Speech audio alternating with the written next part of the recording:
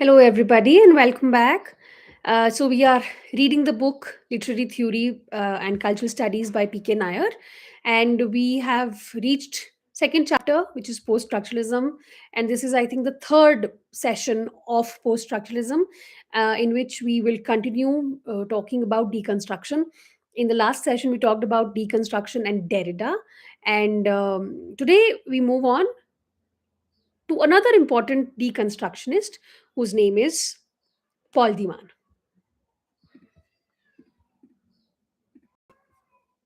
Okay, Paul writing on literature.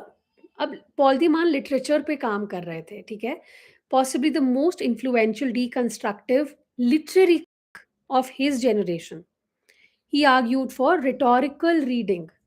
Dieman argued that there was no referential language because all signifiers referred not to a reality out there but to other signifiers. Same ही बात है जो हमने उस दिन की थी कि एक सिग्निफायर दूसरी सिग्निफायर की तरफ हमें लेके जाता है. तो इन्होंने कहा कि रेफरेंशियल लैंग्वेज जैसा कुछ नहीं है कि ये लैंग्वेज इस चीज को रेफर कर रहा है, नहीं करता, बिकॉज हमें सिर्फ सिग्निफायर्स मिलते हैं. It does not refer to some reality out there. All languages in one sense, तो इन्होंने कहा या तो फिगरेटिव या रिटोरिकल, एक ही बात है, फिगरेटिव या रिटोरिकल लैंग्वेज होती है. ये इनका मेन एक प्रोपोजिशन था, because it refers to more and more words rather than reality. The linguistic sign is a site of conflict, ambivalence, and instability.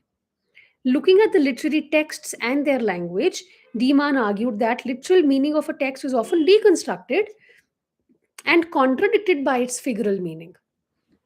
तो अब ये क्योंकि लिटरेचर पे काम कर रहे थे, इन्होंने लिटरेचर पे अप्लाई किया ये सारी चीज़ें, तो जब ये लिटरेरी टेक्स्ट्स को देखते हैं, उनकी लैंग्वेज को देखते हैं, तो इन्होंने आर्ग्यू किया कि सारा जितना भी मीनिंग जनरेट हो रहा है एक टेक्स्ट में,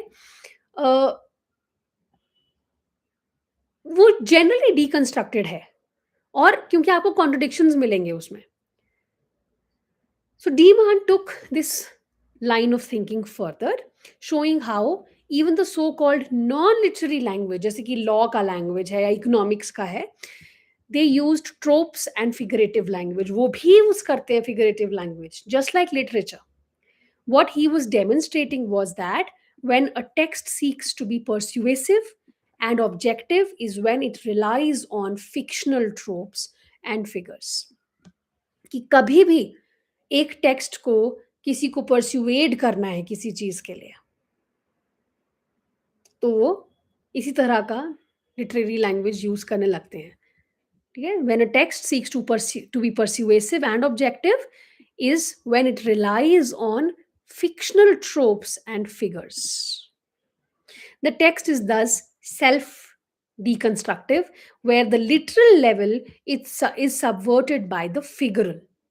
This makes all texts undecidable in their meaning. Rhetorical reading pays attention to the limits of interpretation in demand. Even before we set out to interpret a text, we have decided what interpretation is. कि आप मुझे interpret करना है कोई, लेकिन मेरे दिमाग में ऑलरेडी डिसाइड कर लिया है कि इसकी इंटरप्रिटेशन होगी क्या.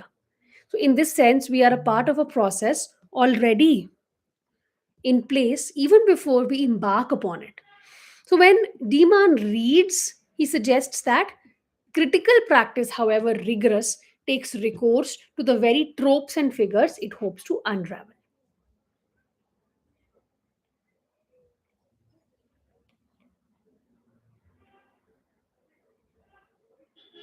One second.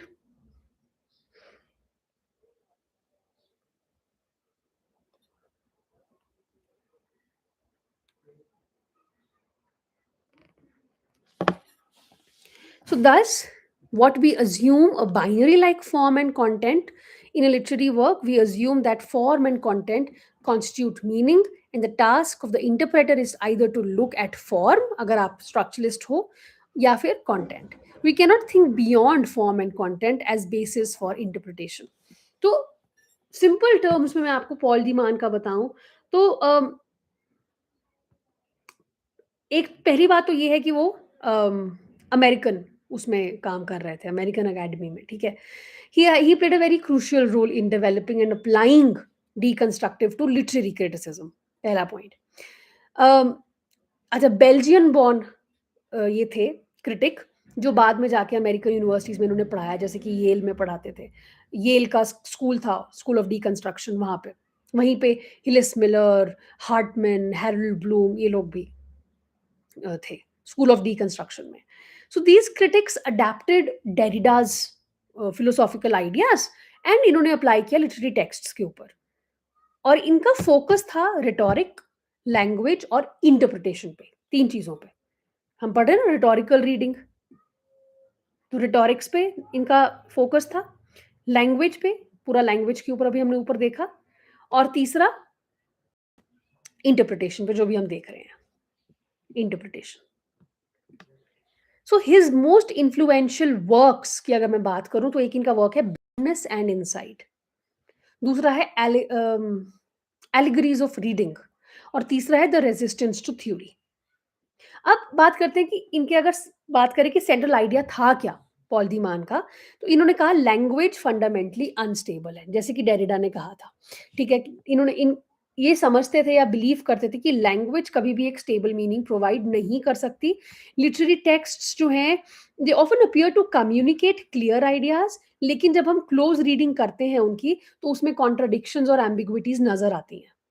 तो लैंग्वेज फिगर्स ऑफ स्पीच, जो ट्रोप्स ट्रोप्स हम बार बार देख रहे हैं ना, the very tropes and figures, tropes क्या है? Figures of speech.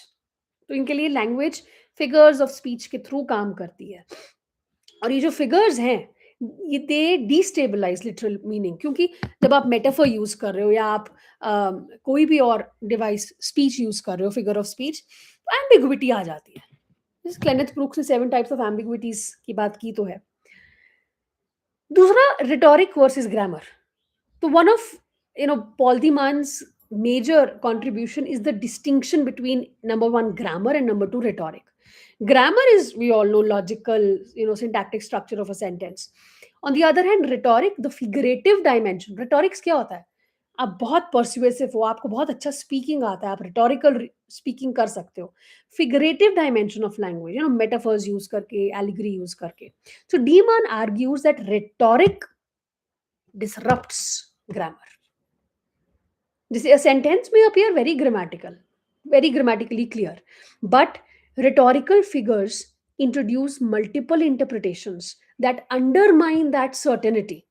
इसलिए ग्रामर जो है वो मीनिंग अगर प्रॉमिस कर रहा है तो रिटोरिक आके उसको डिस्टेबलाइज कर देगा।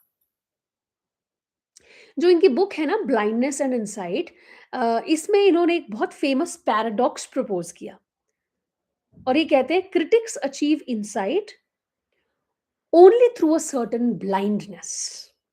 And what does this mean? कि critics often reveal truths about texts, right? लेकिन simultaneously they misread or they ignore contradictions within their own interpretation. So therefore every interpretation contains both understanding and misreading. एक तरफ understand कर रहे हो आप, लेकिन दूसरी तरफ मिसरीड भी कर रहे हो। रोमांटिक राइटर्स को इन्होंने काफ़ी बार एनालाइज़ किया, जैसे कि वर्ड्सवर्थ को या रूसो को भी इन्होंने किया है, एंड ही शोड दैट जो रोमांटिक टेक्स्ट्स हैं, they claim unity, they claim sincerity, self presence, है ना? Actually undermine these claims through their rhetoric. जब वो रिटोरिक देते हैं, वो इतना सारा फिगर्स ऑफ स्पीच यूज़ करते हैं, तो उसको अंडरमाइन कर रहे हैं ये। For example, a poem may claim to express pure emotion, लेकिन अगर उसमें फिगरेटिव लैंग्वेज है, and if figurative language reveals that emotion, is it is constructed through language, है ना? It may claim to express pure emotion, but उसका figurative language reveals that emotion is constructed through language. इनका जो एक और work था एलिगरीज of reading, उसमें इन्होंने लिटरेरी टेक्स्ट्स को देखा और आर्ग्यू किया कि these literary texts are actually allegories of their own unreadability.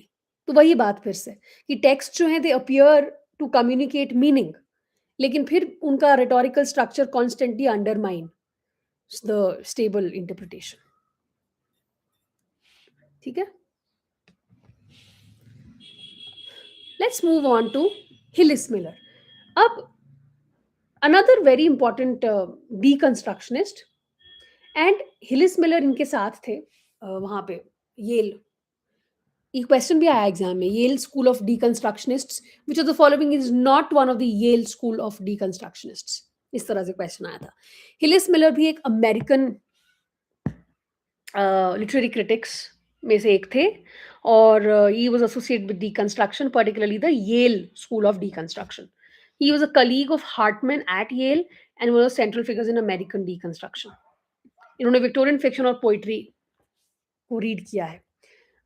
इसको रीड करने से पहले इनके बारे में मैं आपको बता देती हूँ, because it is easier to understand these deconstructionists this way, specially because हम इनको इग्नोर कर देते हैं and then you will not read what works they have written, ठीक है? So he taught for a long time at Yale university, और बाद में ये चले गए university of California, Irvine, and he was a part of Yale school of deconstruction, जिसमें Paul de Man, ये हार्टमैन, जॉफ्री हार्टमैन और हैरोल्ड ब्लूम भी थे। And Miller initially worked with traditional literary criticism, you know, specially जो ये Victorian literature है, लेकिन बाद में he became strongly influenced by post structuralist theory. Books की इनकी बात करें तो ध्यान से सुन लो। One is the disappearance of God, second is fiction and repetition, third is ethics of reading, और एक इनका ये ऐसे भी है द क्रिटिक एज होस्ट, जो इन्होंने एम.एच. इब्राहिम्स को लिखा था as a reply. M H. Abrams ने कैसे लिखा था द डीकंस्ट्रक्टिव एंजल, उसको रिप्लाई करते हुए Hillis Miller wrote this essay called the critic as host. So he also adopted Derrida's ideas but applied them, you know, specifically to the literary texts through इन्होंने detailed close reading की texts की। And इनका जो deconstruction है ना, वो तीन major ideas पे फोकस्ड है। सबसे पहला है इंटरमिनेसी ऑफ मीनिंग, मतलब मिलर ने आर्ग्यू किया कि जितने भी लिटरेरी टेक्स्ट्स हैं वो एक सिंगल मीनिंग प्रोड्यूस नहीं करते हैं।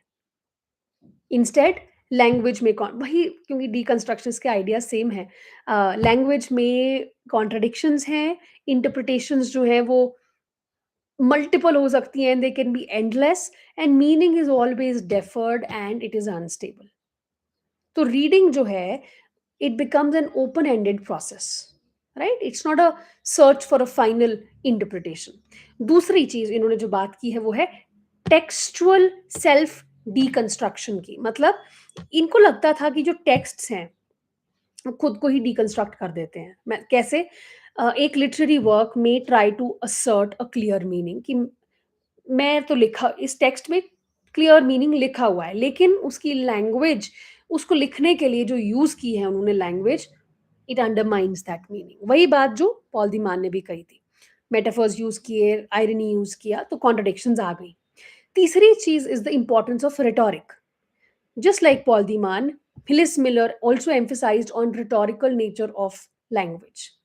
कि लिटरेरी लैंग्वेज बहुत ज़्यादा हेविली रिलाय करता है मेटाफर्स पे, आयरनी में। हम लोग डे टू डे लाइफ में भी इतने मेटाफर्स यूज करते हैं, हम भूल गए हैं ये मेटाफर्स भी है, they have become dead metaphors now, ठीक है? तो मिलर का मेथड क्या था डीकंस्ट्रक्टिव क्लोज रीडिंग का? So he was very famous for that, extremely detailed textual analysis. इनका रीडिंग मेथड में identifying contradictions in a text, examining the figurative language, showing how the text undermines its own claim. इन्होंने जैसे Victorian novels जैसे Charles Dickens, Thomas Hardy को किया है। And Miller demonstrates how narrative structures produce conflicting meaning, ठीक है? इनका work था एक फिक्शन एंड रेपिटेशन, उसमें इन्होंने एक्सपोज किया how repetitive structures, how repetition structures literary narratives. तो ये आर्ग्यू करते हैं कि रेपिटेशन जनरेट करता है meaning in literature. It also reveals hidden patterns and it also exposes contradictions in narrative structures. So repetition becomes a key mechanism of deconstruction. ठीक है, अभी पढ़ सकते हैं। in which Abrahams attacked the deconstructive strategy of leaving a text undecidable. अब MH Ibrahim's ने ये ऐसे लिखा था द डीकंस्ट्रक्टिव एंजल, जिसमें इन्होंने अटैक किया डीकंस्ट्रक्शनिस्ट्स को कि यार तुम लोग क्या है, मतलब जो टेक्स्ट देखो उसको उसका मतलब कहते हो है ही नहीं, आप लोग टेक्स्ट को अनस्टेबल छोड़ देते हो, अनडिसाइडेबल छोड़ देते हो। और मिलर ने लिखा द क्रिटिक एज होस्ट, एक response, one of his best known writing on the subject.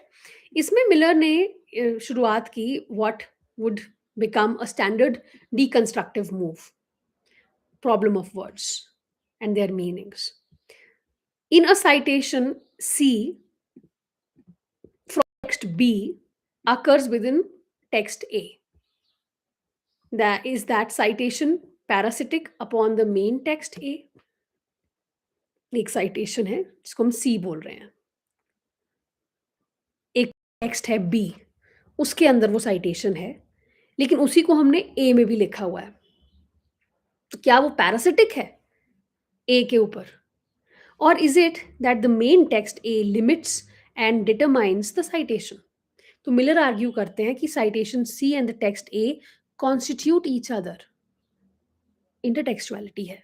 When Abrahams and others detractors treat deconstruction as parasitic on the main text, they ignore the fact that the text deconstructs itself. Deconstruction is a part of every text. Thus, for this purpose, he turns to the figure of an etymology of parasite. कहते हैं parasite word को देखो। Parasite आप सबको पता है क्या होता है ना? Which feeds on the host. लेकिन अगर आप etymology में चले जाओ, it shows how the para of the term means besides the grain, and site comes from cytos or food. Thus, a parasite, Miller notes, was originally something positive. It is one who shares your food. तो वो आपके साथ बैठ के table पे खाने वाला भी हो सकता है आपका guest. Host often takes as the opposite of guest, is one on whom the parasite preys. The host is the food who gets eaten. Basically आज के टाइम में parasite is something which is negative, you know, आप जुए सिर में are parasites because they are eating of you. But the word host की अगर हम एटिमोलॉजी में चले जाएं, it means both guest and stranger.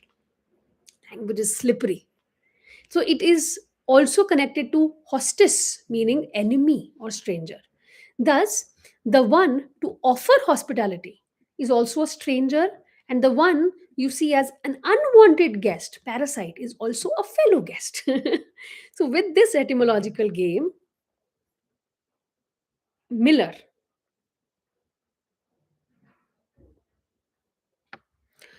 is able to demonstrate how meanings of words are sometimes antithetical and therefore unstable.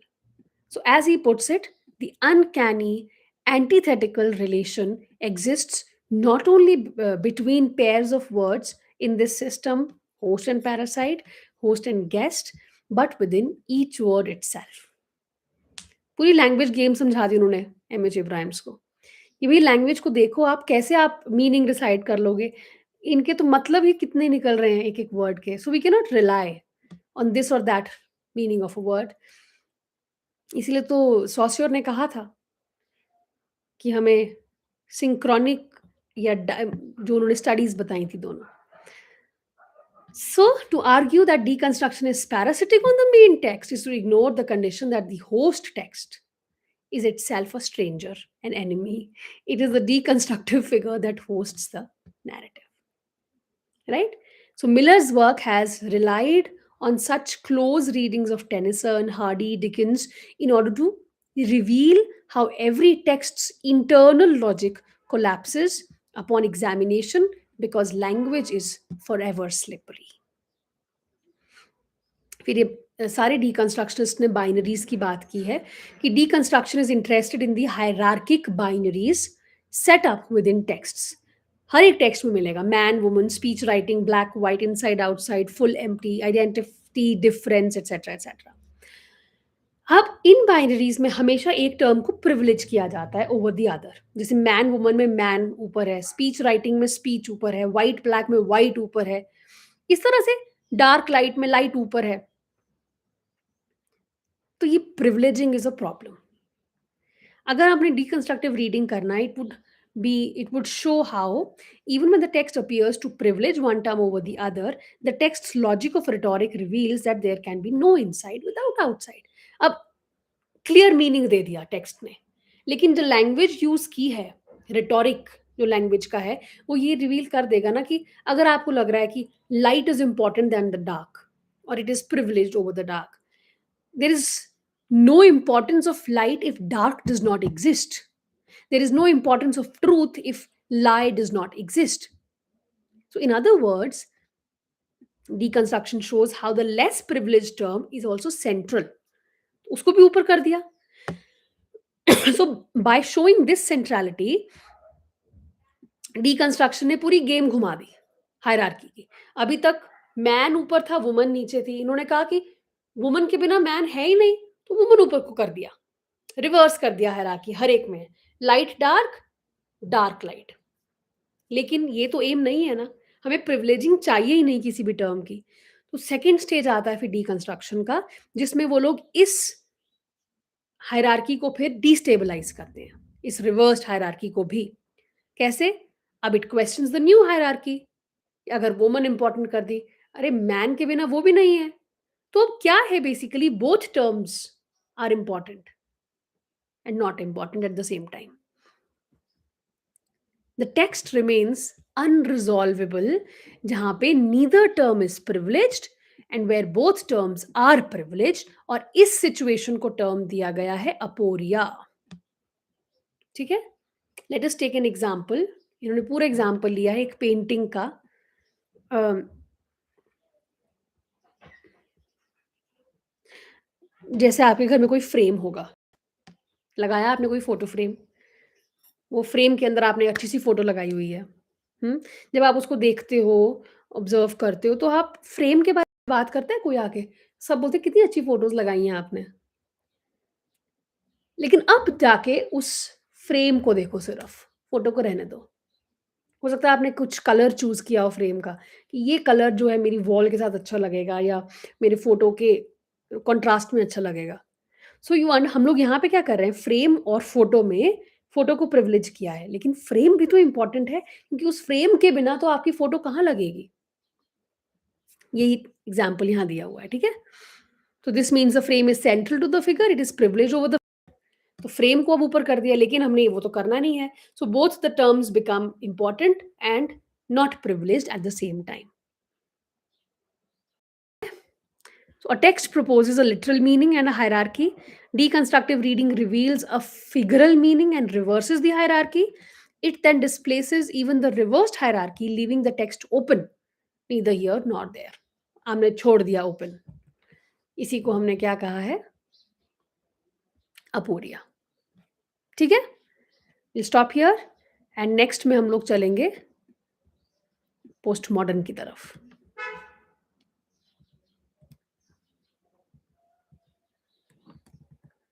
अगर जैसे कुछ तो छूट गया. हाँ, okay, yes. I was wondering why phonocentrism, logocentrism didn't turn up. Okay, so we have actually we do phonocentrism, logocentrism. Let's do it now or in the next session. Let's do it now. Phonocentrism, logocentrism, and the metaphysics of presence. अभी Derrida का था ये. ठीक है.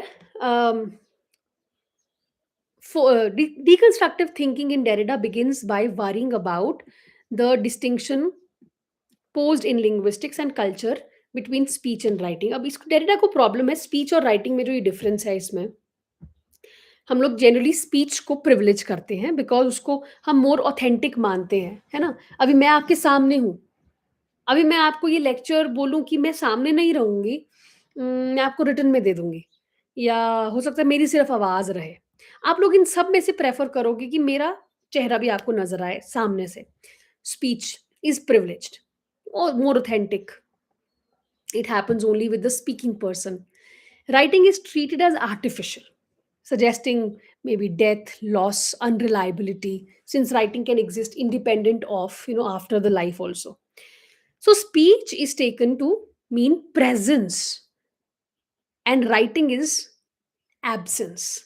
So, writing is therefore about absences and thus less privileged in this whole scheme. This is metaphysics of presence है ये. Derrida ने term किया इस प्रिविलेजिंग को फोनोसेंट्रिज्म. ठीक है, स्पीच ओवर राइटिंग का जो ये प्रिविलेज है इसको टर्म किया है फोनोसेंट्रिज्म.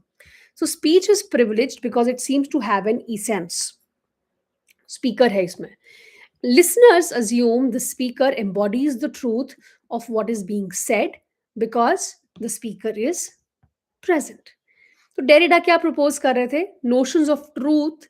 हम लोग सच, हम लोग बहुत करते हैं ना, मुझे सच जानना है यार, क्या है ये लोगोसेंट्रिज्म. नोशंस ऑफ ट्रूथ जो हैं they are dependent upon this idea of centre, of presence, core, essence. जब हमें दिखाई दे रहा है सामने, this is what he terms as logocentrism और द मेटाफिजिक्स ऑफ प्रेजेंस, जहां पे कोर या presence is seen as being truth. अगर मैं आपके सामने हूं तो हाँ सच है, सामने नहीं है कोई और पीछे से कुछ चल रहा है तो वो आपको कुछ गड़बड़ा लगेगा. Derrida sees the entire canon of Western philosophy as rooted in this metaphysics, um, because it's, goes on to search for a core meaning in its privileging of presence and rejection of absence and difference. तो God, अब God तो सामने है ही नहीं, तो फिर वो क्या है? वो तो एब्सेंस हो गया. लेकिन God, he argues, God functions as a sort of core truth, transcendental signified, कि कोर ट्रूथ है ही है वो तो. This is where western philosophy assumes all truth originates. यहीं से तो सारी ब्रह्मांड या पूरा देश बना हुआ है, पूरा अर्थ बना है because of God. So Derridean deconstruction's first move is therefore, अब जितना भी उन्होंने ये टर्म्स दे दिए इन सबको रिजेक्ट करना, कि मुझे नहीं चाहिए सेंटर, ना मुझे ओरिजिन चाहिए, ना मुझे इसेंस चाहिए. डिकंस्ट्रक्शन को. तो फोनोसेंट्रिज्म क्या है? Privileging of speech over writing, privileging based on assumption that because speech implies a speaking presence, it is more authentic. Logocentrism is a term he used to describe the assumption and quest for a core, truth, center, logos, or final meaning is believed to vest in God, whom Derrida terms as transcendental signified. अब Derrida propose करते हैं that ये जो absence है ना is the always present condition of inevitable death. The sign is iterable, repeatable in the absence not only of the writer speaker but also in the absence of the listener reader. Writing तो हमेशा रहेगा ही रहेगा. Iteration is the possibility of citation, to quote, repeat, to rewrite of texts. तो Derrida लिखते हैं in written communication it must be repeatable, iterable in the absolute absence of the addressee or the empirically determinable entirety of addresses. What Derrida is arguing here is that what applies to the addresser speaker also applies equally to the addressee listener. तो writing को हम हमेशा extra की तरह लिखते हैं कि अगर स्पीकर प्रेजेंट नहीं है तो राइटिंग से काम चलाएंगे. An addition to speech, something that is used as a sign where the presence of the speaker is not possible. इसी को लॉजिक ऑफ सप्लीमेंट कहा है. जैसे अगर प्रोटीन की कमी है बॉडी में तो हम सप्लीमेंट्स ले लेते हैं, वैसे स्पीकर की कमी है तो writing is works as a logic of supplement. ठीक है. The supplement is this difference. Derrida proposes, following Saussure, that science cannot ever refer to things themselves. There's no connection because thing or word में कोई connection नहीं है. So therefore they are incomplete. They require something else to complete its sense. Supplement is this necessary completion, extra. Nothing much here. We move to there is no outside text now. तो Derrida कहते हैं there is no outside text, मतलब text requires a clear application in Derrida. पहले तो text समझ लो क्या है. Text का मतलब सिर्फ एक बुक नहीं है. आप कहोगे इसी बुक में सब कुछ है. Of course not. Text is not restricted to a book's margin और बाइंडिंग. टेक्स्ट सब जगह टेक्स्ट है। कैसे? आप अर्थ की बात करते हो, कैसे करते हो? लैंग्वेज के थ्रू। आपने कॉस्मोस की बात करनी है, लैंग्वेज में करोगे। Every text carries traces of other texts because a text overruns, spills its borders. The end of a book is not the end of writing. So every text is therefore a network of other texts also, which is from which it differs. World is constructed through and in language. तो वो भी एक टेक्सचुअलाइज्ड form ले लेता है based on difference, deference, multiplicity. There is no reality outside the game of language. There is no outside text. Everything is in it, in language. And language कैसी है? Unstable. We cannot come to a definite meaning about reality or identity. We don't know. All we have as reality is a system of shifting signifiers, difference and openness, full of ambiguity, absences, traces और other texts. और सच बात है कि हम सबका ना perception बहुत अलग है। हम वही देखते हैं जो हम देखना चाहते हैं। एक बड़ी अच्छी साइकोलॉजिकल एक वो था, मुझे मिलता है तो मैं आपको दिखाती हूँ।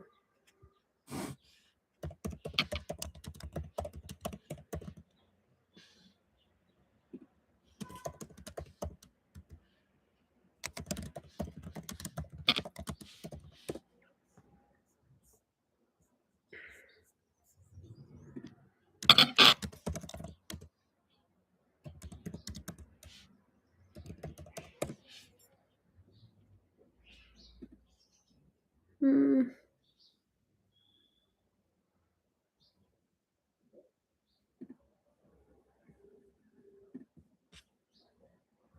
I can't find it actually. It was really good.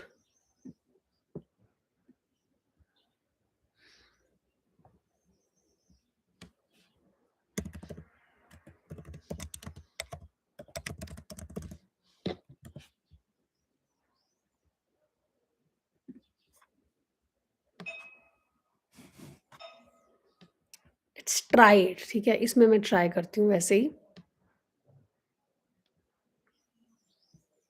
So I'm going to show you this picture and I want you to notice all the greens, okay?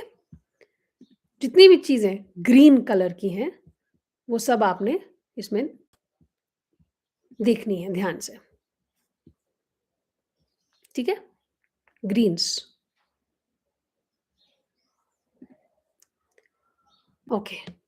Now think of this image and tell me उसमें yellow क्या-क्या था? Maybe some of you will remember maybe one or two things, but because you only focused on the greens, आप उसी तरह से उस image को देखोगे, आपने बाकी क्या कलर्स थे, क्या आइटम्स थी, maybe you did not notice. And this is how we perceive the world also. चलो, I will stop here and we will meet in the next session and we'll move on to postmodernism. Thank you.